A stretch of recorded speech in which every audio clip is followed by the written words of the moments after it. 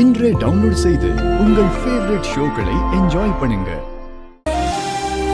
அம்மனே முன்னாடி வராங்க, நல்ல சகுனம் தான்.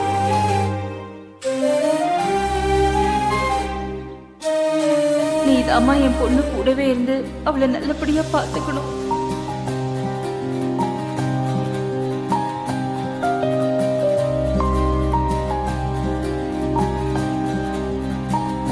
புதுசா கல்யாணம் ஆனவங்களா? ஆமாங்க. இன்னைக்கு அம்பாளுக்கு உகந்த நாள். இந்த நல்ல கல்யாணம் ஆயிருக்கு. இவங்க வாழ்க்கை அமோகமா இருக்கும்.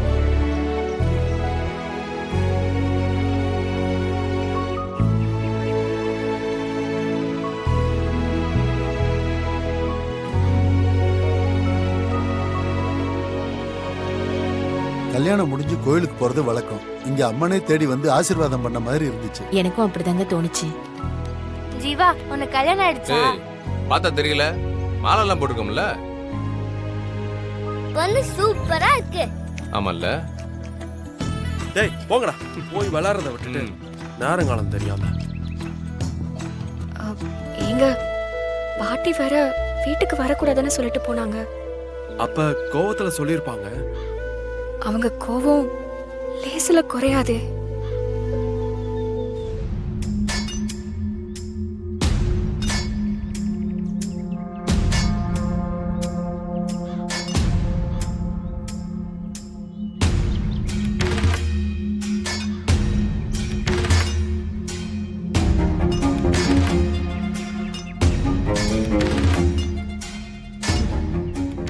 பாத்தீங்களா அம்மாச்சி, நீங்க அம்புட்டு சொல்லி அவளை இங்க கூட்டிட்டு வந்திருக்காங்க. எல்லாருக்கும் பயம் விட்டு போச்சு அம்மாச்சி. அப்பதா இவளை மட்டும் நீங்க வீட்டுக்குள்ள விட்டீங்க, உங்களுக்கு இருக்கிற மரியாதை எல்லாமே போயிடும். உங்க கட்டுப்பாட்டுக்குள்ள இனிமே யாருமே இருக்க மாட்டாங்க சொல்லிட்டேன். அப்பதான் அண்ணியன் கிட்ட உட்காந்துருக்கு. டேய் கொஞ்ச நேரம் வாயை மூடுறா. சமந்தி, என்னங்க இது? ஏதோ ஒரு முடிவோட தான் உட்கார்ந்துருக்காங்க போல இருக்கு. ரொம்ப பயமா இருக்கே. எனக்கும் பயமா தான் இருக்கு. எல்லாரும் அவங்க கிட்ட பேசுவோம். என்னத்த பேச சொல்ற? அங்க பாரு, சாமி வந்த கணக்கா வேல்கம்போட உட்காந்துருக்கு.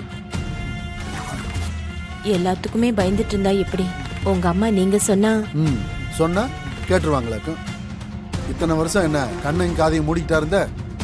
அம்மா யார் பேச்சதான் கேட்கும். எதுக்கு இம்பிட்டு பில்டப்பு? காளியாத்தா உட்காந்துருக்கு, அப்பதா தானே. வா பேசிக்கிறவா. டேய் அடிச்சனா, வாய் மூடிட்டு சும்மா இரு. இல்லம்மா, நான் பேசி சரி பண்ணிக்கிறேன்னு. நீ பண்ண வரைக்கும் போதும். டேய் இப்ப வாச்சு எங்க பேச்ச கொஞ்சம் கேளுடா. இருக்கிற பிரச்சனையை பேசுறேன்னு வேற ஒரு பிரச்சனையை இழுத்து விட்டுட்டு போயிடாதடா. வாயை மூடிட்டு அமைதியாடுறா, அது போதும்.